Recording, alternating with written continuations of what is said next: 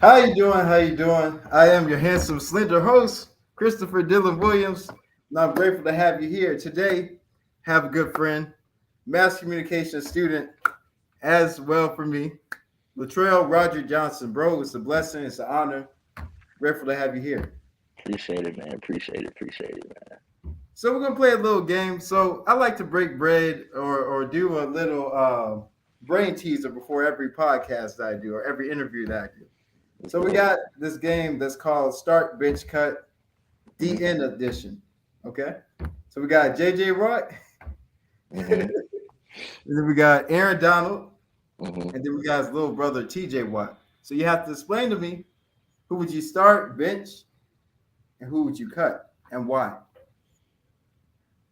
Mm-hmm. That's a hard one. See, if I was gonna do that, if we were playing in specifically, I'll start JJ for sure. I want the power Okay. rush off the Okay. outside. I'll bench Aaron, but I'm gonna Mhm. move Aaron. But as usual, Aaron plays inside. Yeah. So either way, he's gonna play inside or sub for outside. Mhm. Then TJ, I'm sorry, I'm sorry. You not on my other end. I can't do it because But I I mean, I like stronger guys. I like power rushers. So I hey, need to be able to stop the run and rush the quarterback. but I mean, TJ, he's the whole package. He's agile, but he's strong as well. So it's like, It's hard, but I want a true D line. TJ okay, is a really a linebacker. yeah, I want a true D line. okay. So So like Hall of Famer D line. man, yeah, we can do that. We can call that Okay, like okay, okay. like That's your good. old school four D line because the new rosters now from then we have smaller guys rushing the edge, right? But you still back then you had like Lawrence Taylor wasn't a linebacker; he was an end. He Yeah. was so like Lawrence Taylor. Then I have Warren sat next to him. Then I, people gonna might not like this. Hello, Renato. I'm a big run stop guy on the inside. On the other end, uh, ooh, that's a tough one. It's a lot of people that can play that. Yeah. It's a lot of people can play that. Let me think. Let me think.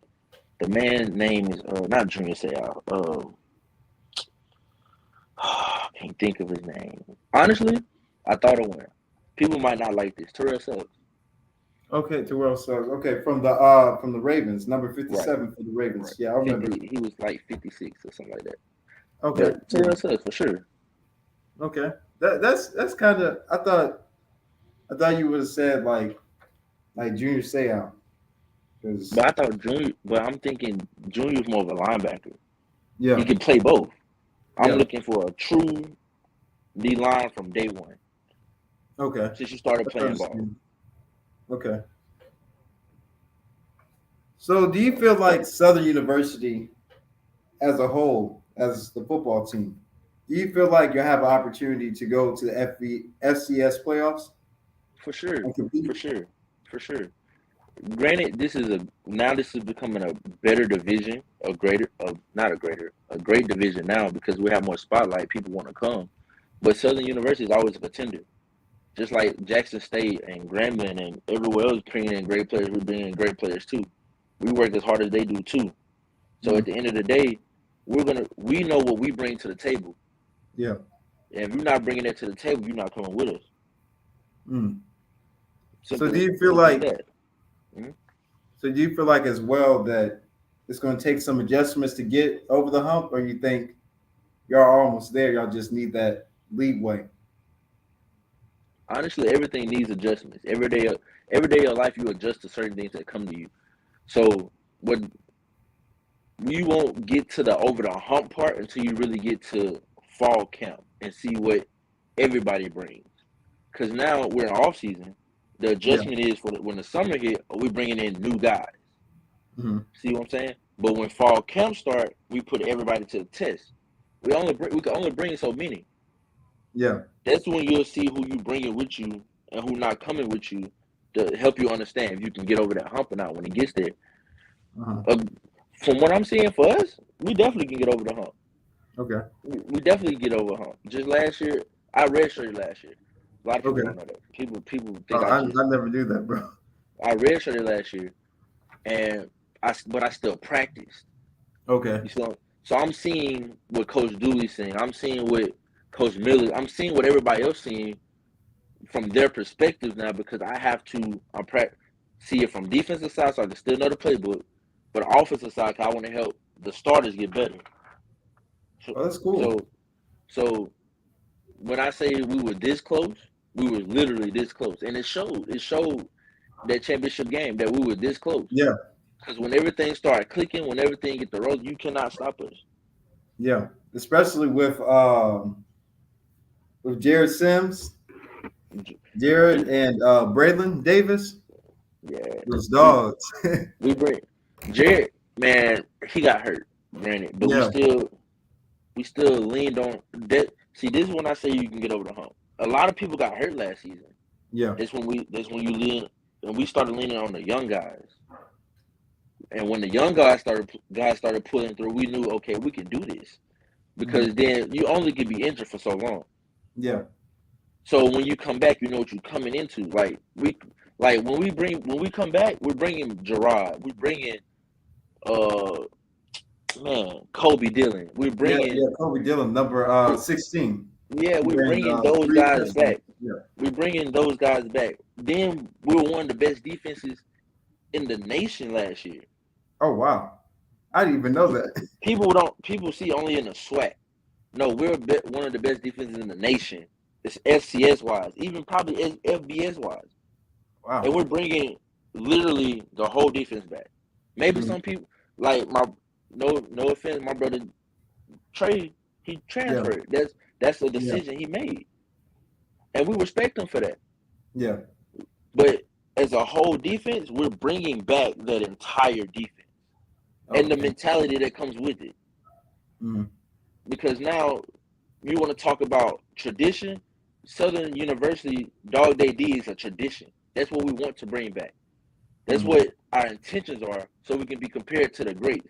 And the thing Yeah. is, the greats are coaching us. DeMarcus Miller, my coach, one of the best of all time. Coach, I can't think of his name. The names are skipping me right now. Hey, Safety coach, it Coach doesn't matter, Wallace. bro, Coach but I Wallace. understand what you're talking about. Like, bro, we want dogs, and we breed dogs. That's what we do. Mhm. Like that's the only thing. Then with Coach Julie's side of offenses, we moving the ball. Yeah. We're strong enough up front. We're agile up front as well. With a smart quarterback, a power runner, a speed runner at the same time, with lightning fast and great wide receivers on the outside.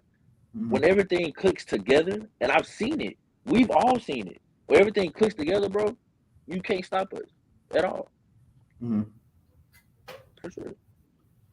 So, do you feel like there'll be a quarterback competition? Because a young man that came from UAB, Dylan Biatra, and there's going to be another young man that comes in, Zay Set from Right. Scotlandville. So, how do you think that quarterback competition is going to play out? I'm, I'm gonna say this. They gonna have their work cut out Yeah. because now we still have guys like Noah Bolden, Oh J.R. yeah, Blood. New York. Yeah. Then Dylan came here for the spring and he did pretty good, just not learning that system. Mm-hmm. So at the helm, I say J.R. because he's been here long enough to understand that system. Okay. But regardless of what I say, he still got to put in the work. Noah Yeah. still got to put in the work. Dylan still got to put in the work because what we all might not know, if them two guys come, they might bring a total different mentality and talent to the quarterback position. Yeah. So that's what makes everybody better, if it Mm-hmm. makes sense. So when you bring in like coach, people don't like the transfer portal. Okay, cool. But the thing is, when we bring in them guys, or you bring in them guys, that pushes your team to a completely different level. because now they see how hard. If they're working hard for real, and they come in and they're not coming in to sit on a bench. They coming in to take a spot. So now you got to work harder not to lose your spot. But while you working hard, bro, you learning, you're progressing, you're getting eyes, you might get an NIL. That all that ties into one. You want to be at the end of the day, you want to be great. Ray Lewis didn't become great because he was that. Well, he was that guy. I ain't gonna cap like that. Yeah, he was. Yeah. But he still had somebody behind him that can push him, that pushes him. Yeah. Like you have that competition. For sure. I mean, that's in anything in life, man. But just say this with podcasts, man. There's somebody that's doing this way better than me. I'm just saying, it's that competition, right. You know, survival of the fittest. You either got it or you don't got it. So, but the thing is, people don't understand. If you don't got it, why stop working at it? Like people make some improvements. Right. Change things. That's where the adjustments come in. See, like when you tweak something, it might be one thing you can really blow up. You can tweak that one thing, it can make you the greatest. Yeah, you ain't lying, bro. You ain't lying. So who was the coach who allowed you to come to Southern, or who called you for a scholarship to come to Southern? Coach Odom himself. Okay. Coach Odom walked to me and shook my hand and said, "You got a scholarship here. You have an offer here." Wow. I went to a camp that he had, and honestly, I feel like I balled out. I was a JUCO product, of course, but I was going against other JUCO products. Yeah. People they had their eyes on. So when I dominated, okay, this is the guy I want in my program. Yeah. For sure. Do you feel like Coach Odom's leaving helped the university, or it made it suffer, or it improved it improved the college as a whole? I'm gonna be honest. Southern University is gonna be Southern University, whoever is at the helm. Right? Yeah. Now, Coach Odom's developed a different mentality than Coach Dooley. Coach Dooley has a different mentality than Coach Odom. I'm not saying Coach Odom's, he's a great guy. Yeah. Of course. He's a father figure, but so is Coach Dooley. So is also Coach Rollins. Those are three coaches I was under. Yeah. And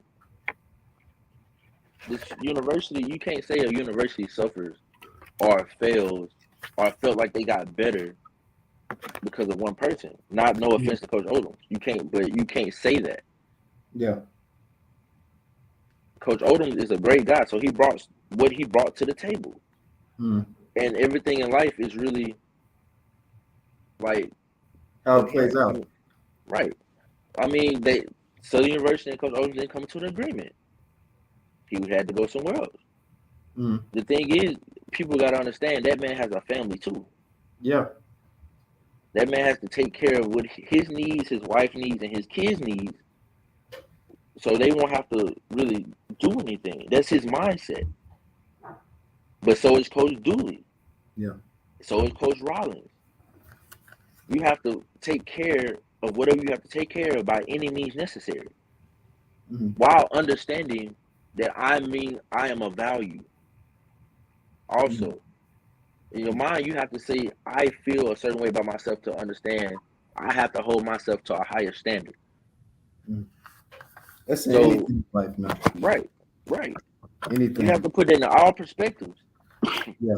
So to your answer, I can't really answer to your question. I can't really answer that question because there's different opinions to it. There's no real straight answer to it. And me personally, I'm always a neutral guy because I see everything from every perspective. So I really can't answer that question. Me either, bro. To be honest. But hey, I just wish him the best of luck, man. To be honest. I saw him at the Legacy Bowl, and he was doing pretty good, man. I saw everybody at the Legacy Bowl. They were doing okay. good. That's good. So do you feel like Coach Deion Sanders, Coach Primetime, he he gave influence to HBCUs, or he kind of just hurt HBCUs as a whole? With Coach Sanders coming to Jackson State brought a bigger spotlight to HBCUs and the FCS, SWAC, MEAC. It just brought a different spotlight than what we were getting. So by his departure, we still have that spotlight because now people see these programs can play with the best or just like the best. Because now we're bringing in 5 stars, 4 stars. So that brings also families, of course. That brings some communities. That brings different eyes. So okay, like when Travis committed to Jackson State, Mm-hmm. that brought the nation, bro. Like Yeah, Travis was the #1 athlete, yeah, so it's a bunch of eyes on him. It brought it to the SWAT, but with them eyes coming, some eyes stayed. Like some eyes seen some things that okay, I might want this on my NFL team or XFL team or any other league team. USFL. Yeah, Right. It brought different opportunities to different people. They didn't have the opportunities before. yeah. This I know one of your boys. I forgot his name, but he was a center with the Chicago Bears. He still plays for No, he Chicago. played. He played guard. You talking about Yeah, Jatari? He plays guard. yeah, yeah, yeah. I remember him. But it really brought some publicity. It really helped them improve the universities. But I feel like they need to keep it up. You know, Right. Dion's just a person. Right. But if we can keep that up and keep bringing our people back to HBCUs and our players back to HBCUs, that can really improve for the future. For sure.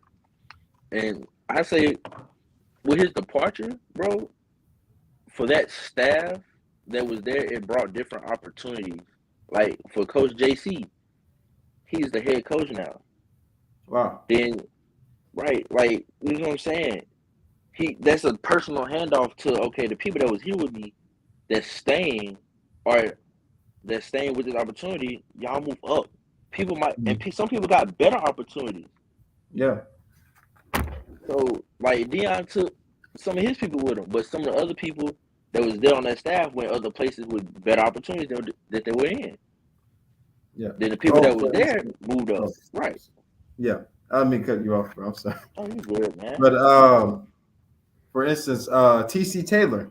TC Taylor was on the Yeah. yeah, Not JCTC. I'm my bad. yeah. He was on Deion Sanders' staff, but he was at Jackson State before Deion. Right. So he might have been there for like 10 years, like as an assistant coach or DB coach or whatever.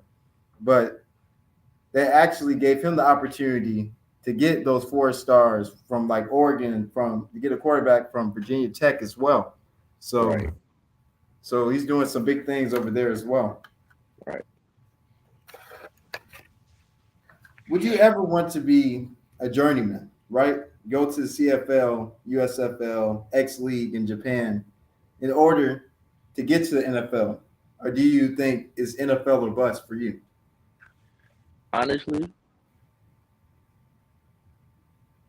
I'll play in those leagues if it means Mm-hmm. opportunity in the NFL Mm-hmm. because I just want opportunity. You know, the opportunity when the opportunity presents itself, I have to take it. I have to make it the best of what I can make. Mm-hmm. So by me doing that, it might open the eyes to or maybe an NFL team. Bro, Mm-hmm. after a certain amount of years on the NFL team, you get paid every year.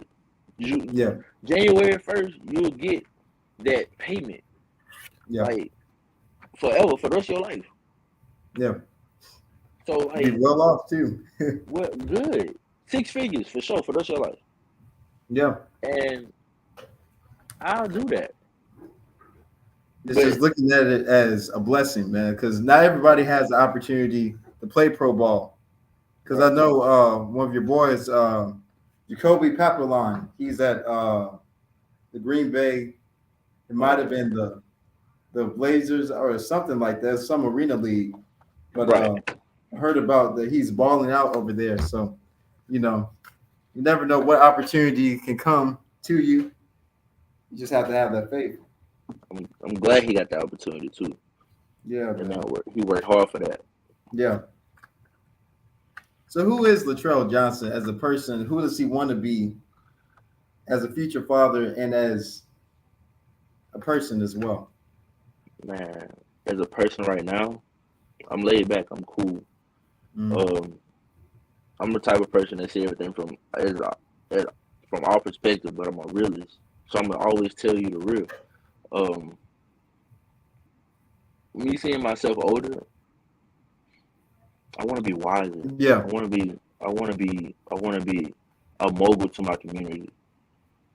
Every Mm. community I step in, I want to have an impact of and betterment, spreading Mm. wisdom and maturity and things like that. Because I wouldn't want someone to end up doing things that I did. And I Mm. grew up around a lot of old heads for sure.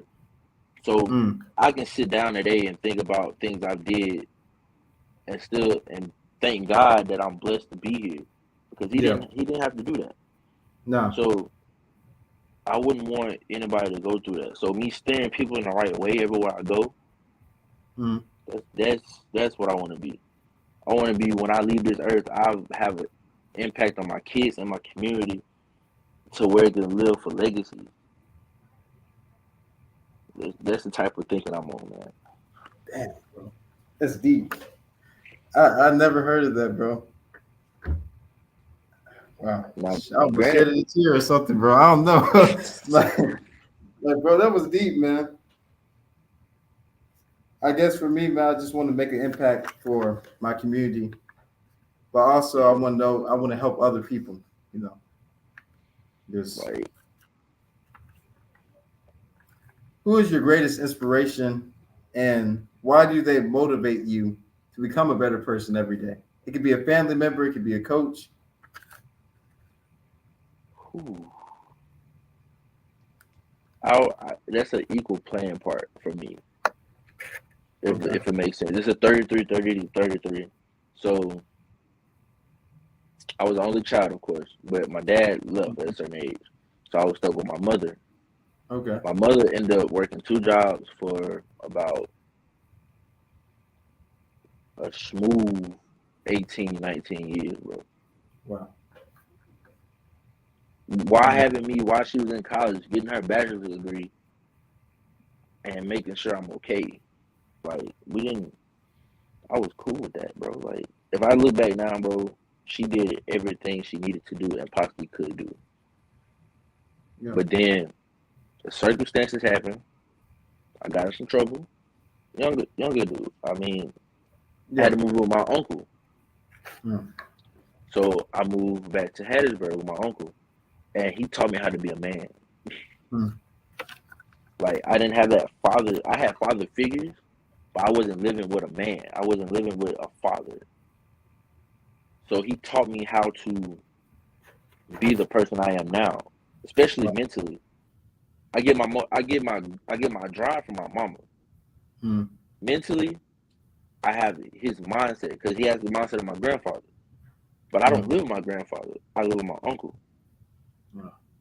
Like, he gives me that wisdom that I need. If I call that man right now, we finna have a 3 hour conversation Wow. off rip Wow. about everything because he doesn't want me to like I said, make mistakes that he made. Mm.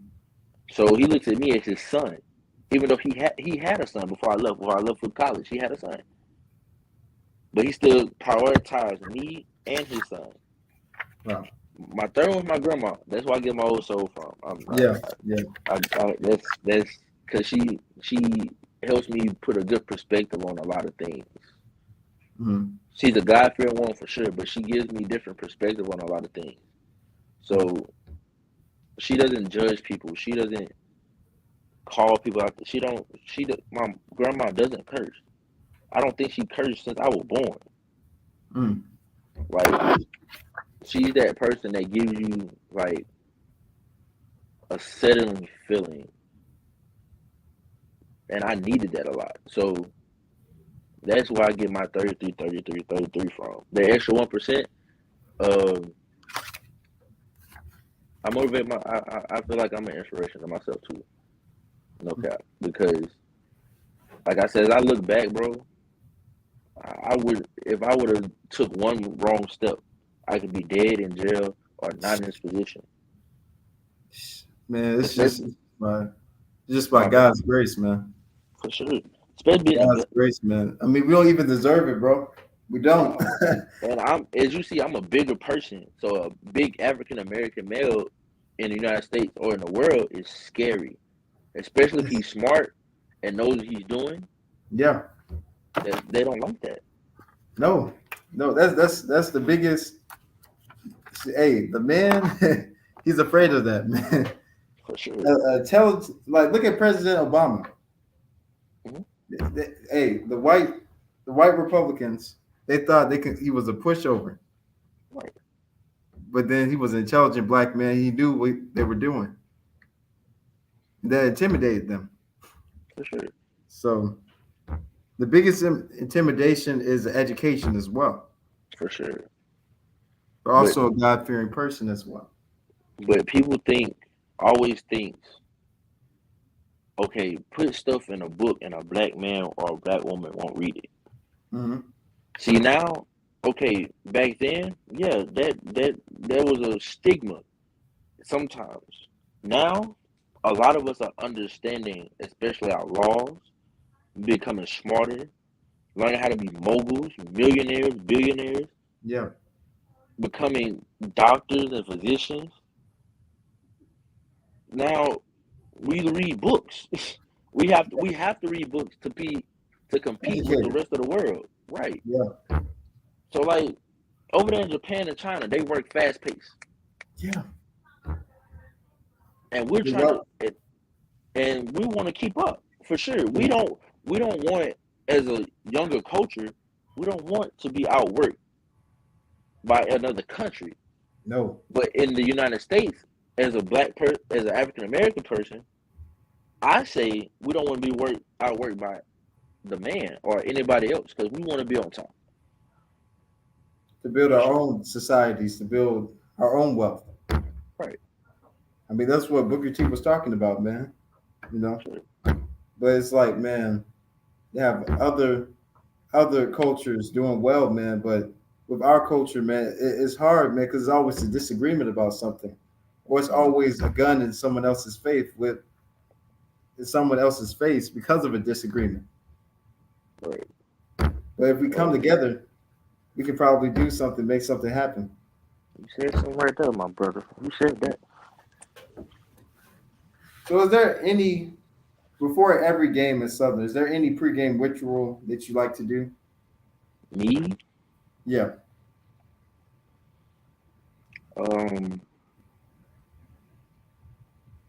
In the morning, at the hotel, I take a walk around the hotel. Okay. I wake up about 6, 7 o'clock every morning, regardless.